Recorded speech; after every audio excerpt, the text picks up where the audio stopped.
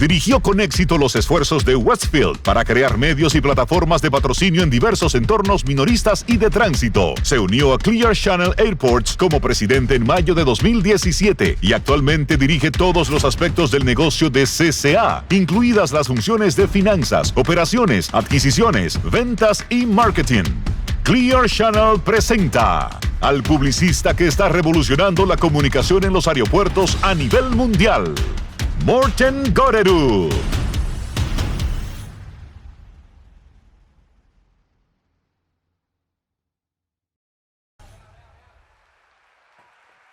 Hello. So, I have a dangerous job right now. I stand between you and lunch. So, I promise to make it quick and entertaining. I don't just like the Dominican Republic, I love the Dominican Republic. And I've been coming here for 17 years, and granted, I only have like 4 followers on social media, but everyone that I know, I tell them what a special place this is. So thank you very much for having me. Look, I'm not going to run around the stage, I'm not doing backflips, but I am going to do one thing that is completely self-serving. Who's a parent? Who has a child? Who thinks they have a pretty cool job and their kid thinks their job is not cool? I do. I have a daughter. So, if you will bear with me, we're going to take a selfie, and I'm going to embarrass the shit out of her. And if we could dim those lights and maybe show the crowd. Can we turn those lights off? Maybe not? Yeah, there we go. All right, everyone, on 3. 1, 2, 3. Excellent.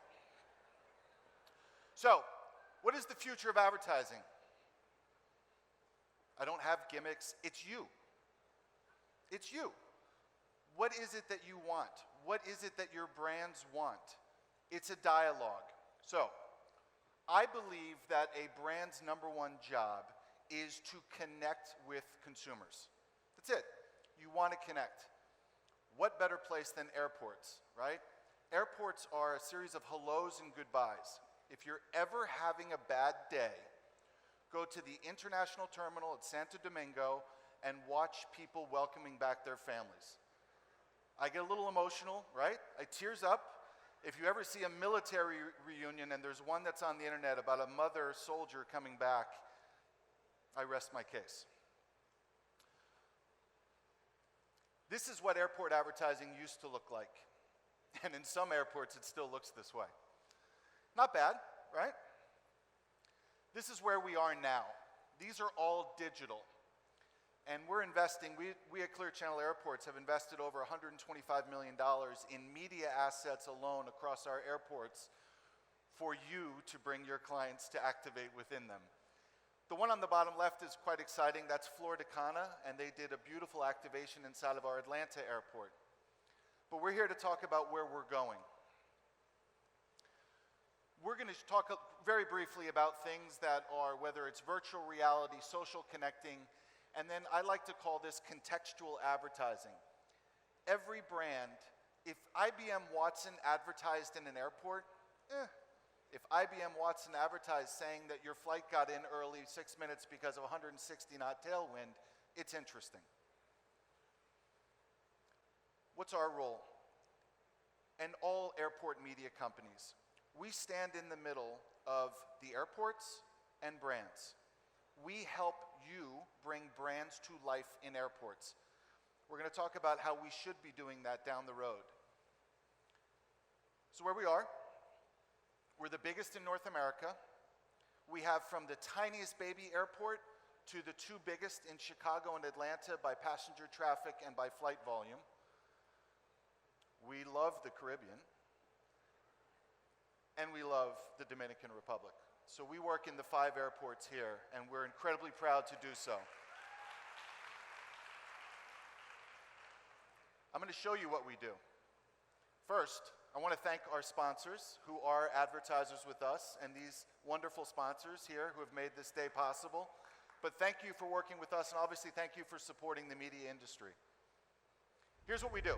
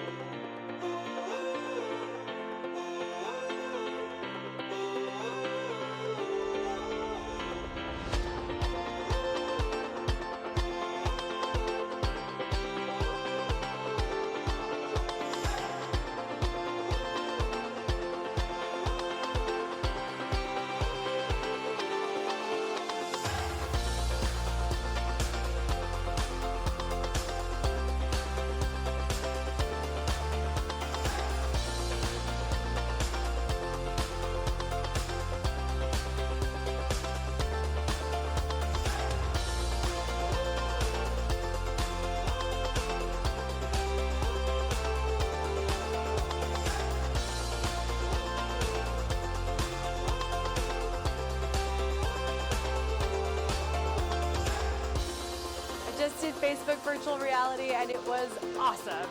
We experienced the Transpose project first at San Jose International Airport. I'm here in the Denver airport, just took a virtual test drive. And let me tell you, it was as good as an actual test drive. I've been to a lot of airports, and this by far is the best one I've seen. What I love about the Southwest Lounge is how easy it is to get your stuff out of the way. Thank you, Southwest.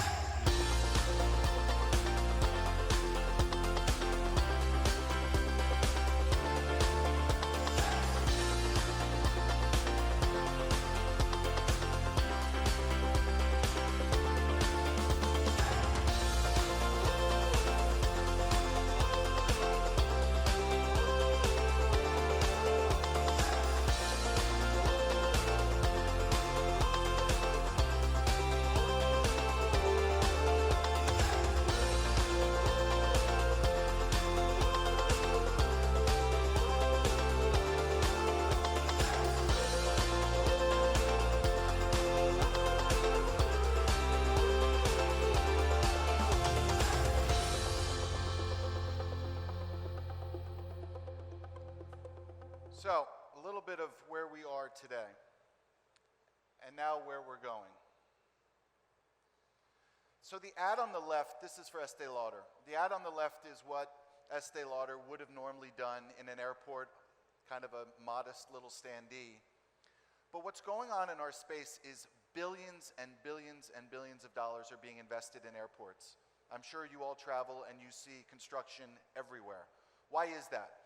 That is because people want to have an experience when they fly. There's a lot of competition for airlines. And Estee Lauder heavily invests in the airport. And so what used to be on the left is now on the right, where we will work with Estee Lauder, do an activation, and what has happened is that in airports, Estee Lauder generates more revenue in airports than they do in any other retail platform. I think that begs the question that we're in a mall, that airports are becoming retail destinations. In fact, in North America and parts of the United States, airports are now opening up to non-travelers. Meaning, if you don't have a ticket, you can walk in and enjoy lunch, dinner, shopping, etc. That trend will continue. So this is another example. This is an airport of ours where a Porsche will have a display. And this is about finding small ways to entertain clients. This is augmented reality. Someone can walk by, test the car, they can design it, they can schedule a test drive, and they can have a quick, nice experience. This is in our small airports. If any of you have ever consumed Jack Daniels, it's in Lynchburg, Virginia. This is in baggage claim in Lynchburg, Virginia. It is a beacon-enabled activation, which as you walk by, it will give you all sorts of different options. You can learn more, and you can get a 10% coupon off of a tour of Jack Daniels. This is contextual advertising. I beg of you, with your clients, no matter what medium you're in, if you have the ability to speak to the consumer or the customer in the moment where they are, do it. All the data supports that.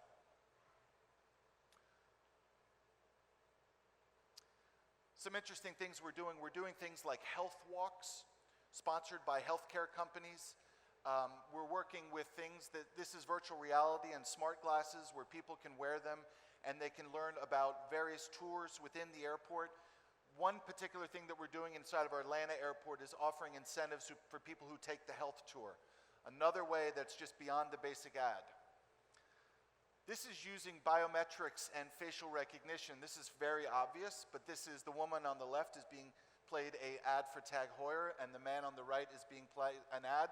Same advertising company, different messages based on biometrics. This is something that we're working with as you tie in, and I know that there's going to be some data privacy people that will raise their hand here, but this is an example of someone is searching for headphones connected through the Wi-Fi system. We know where they are, and we can trigger an ad to the nearest digital screen within the airport for them. I know it's a little Big Brother-ish. And then contextual advertising. This is critical. This is critical, I believe, for all of us, and I think we've heard from some of the others, but this is Netflix advertising right before someone gets locked on a plane for 3 hours, giving them a free download. This, in the United States, has anyone noticed that there's a lot more dogs in airports recently? No one? There's dogs everywhere in the United States. The FAA requires us to have pet relief areas, bathrooms for pets. This is providing a sponsorship opportunity, contextual advertising.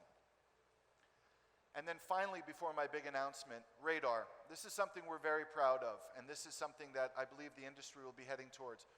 Radar uses mobile anonymous data to better enhance advertising. Basically what it does is it tracks mobile data to begin to allow us to help advertisers plan. If an advertiser, Mercedes, wants to know people that traveled through an airport, how many went to a BMW dealership, we can identify our locations and amplify those locations so that they can target. Here's an example. This is a very large software company that sent us their database of 15,000 customers. This is Seattle Airport, and what we did is through that database we identified within a 30-mile radius which airport they should advertise that has the highest concentration of their clients. I know it's a little boring, but this is actually going to help with an ROI and prove performance. Okay, lunch is next. You are the first public that is about to see this, and it's something I'm incredibly proud of. When I joined Clear Channel Airports about 3 years ago, we wanted to do something big. And we made a decision that we wanted to launch the first all-digital airport in North America. We, of course, chose San Jose. And San Jose, as if you don't know, is Silicon Valley's airport. And what we did was we decided that we were going to do it very different. We were going to overinvest in digital, which you're about to see, but we're selling it on a sponsorship model, meaning you're buying for 3 years. You're buying long-term. And the way I describe long-term content, if you just repurpose a television ad into the airport ad, that's what you're going to get. If you're going to design content for the space, and when you're there for 3 years, you will. So I'm showing you the first ever all-digital sponsorship airport program, and I'm even more proud to tell you that it's completely sold out.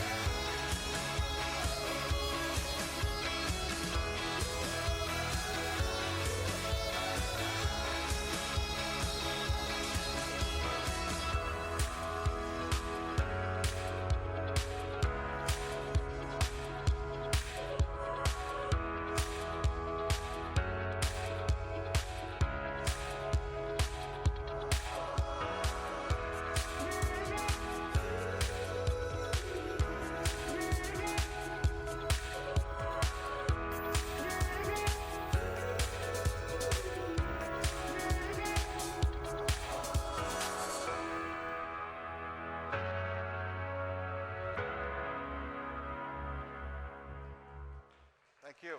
So, this is my final statement. One of my great joys is I have 300 wonderful people that I work with. When I get to meet a brand and we fly to an airport, and I'll give you an example, Wichita Airport. Wichita is the home of Koch Industries. Wichita Airport wouldn't exist if it wasn't for Koch Industries. Touring them and not trying to sell them something, but asking them what they want us to build for them. There's a big difference. As you think about your clients or yourselves, if you are the client, it's okay to ask for the hard. It's okay to ask for something that doesn't exist, because what it does is it starts a conversation that as we build in the future, we've heard from you. It can't all just be about us. You know the Dominican airports better than I do. If you tell me that there's something that we're not doing and we should be doing it, we'll do it. Same for my competitors around the globe. We need to listen to our clients. Thank you very much.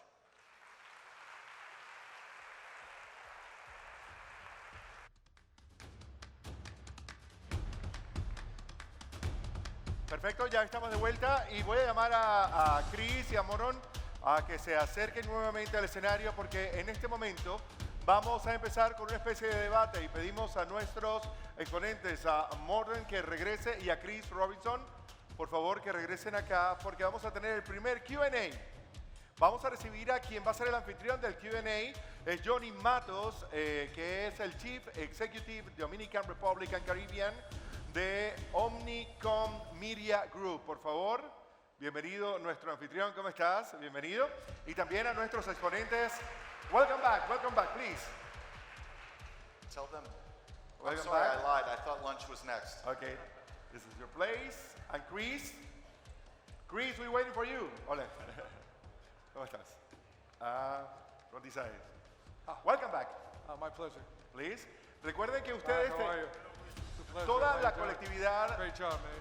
toda la colectividad puede hacer sus preguntas a través del hashtag que está apareciendo en nuestras pantallas. Ustedes pueden formularlas y de esa manera comienza, a través de Johnny, comienza este Q&A. Así que bienvenidos. Por favor, Johnny. Thank you for coming to the Dominican Republic. A wonderful presentation. Showing what happens in outdoor around the world. Let me ask you a question. Sure. Nevertheless, video will remain the king of formats.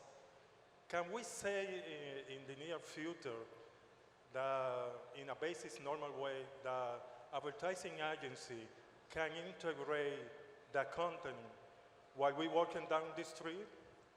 Oh, sure. So the question is, can digital, which is dominant now, integrate the content into out-of-home media? The question, yes? Yes. Yes. And so I would say, yes, it already does. It already does. It's new. It's just beginning. But the point is this, is that the screens on the street are really the new channels and the new screens for everyone. And I think in the future, there'll be very little distinction between the screen on your phone, the screen at home, and the screen on the street. They're all part of the same ecosystem, communicating to people in the right place at the right time. So it's already here and it's emerging. They're a wonderful partner. So I think the same what Rick's saying is that for us, the only difference, and it's a slight negative, is that we're somewhat restricted by airports in terms of what content we can play, right? So for example, no political advertising. But with what we're allowed to play, I think it's all part of the same journey. And as you saw, we are trying to connect all of our screens into one message. Second question.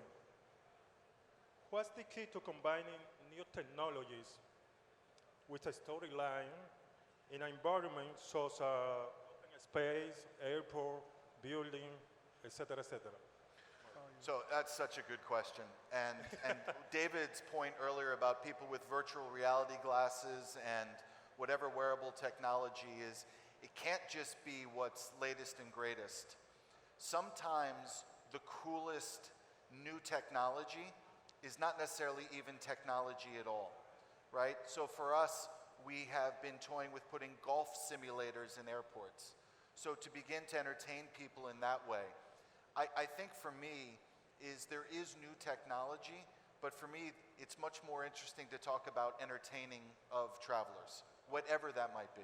Entertainment. And for you, Rich? Sure, it goes back to time, fun, or money. It's the public space. They're not in that space to consume irrelevant out-of-home messaging or irrelevant technology. It's got to provide utility for them. Whenever I'm in a conversation with a brand or an agency and we're looking at an execution and out-of-home that has a new technology to it, if the conversation is all about the technology and the audience is forgotten, it generally is a one-off. It happened once and goes away. However, if the conversation is about the people and how easy it is for them to interact and what it means to them, then it'll be a home run. It'll keep happening over and over again, and there'll be great levels of satisfaction and desire. Okay, a question for the audience. Rick, what will be the advertising formats that will be imposed when talking about the future? I'm sorry, can you ask? Okay, what will be the advertising formats that will be imposed when talking about the future? That'll be possible in the future? Yeah, sure. You know, I believe what we're going to end up with is the media being much more than just advertising. I see out-of-home media becoming the new communication channels. Yes. So for example, what's one of the big TV stations here in Santo Domingo? Channel, what, 7 maybe? I don't know. Let's say ABC Television. That's a channel, right? It's a channel that delivers content and news and information, and the public sees it that way. I believe the out-of-home industry is becoming its own public-facing channel, and the public will continue to see it in a broader way. Advertising, commerce, public safety messaging, hurricane warnings, art. So that's the medium of the future. I don't see it as a hardware thing. I see it as a content delivery thing that's relative to context and better understanding audience and what they do after they see these kind of messages. Okay, thank you. Another question, and the fourth question, Martin.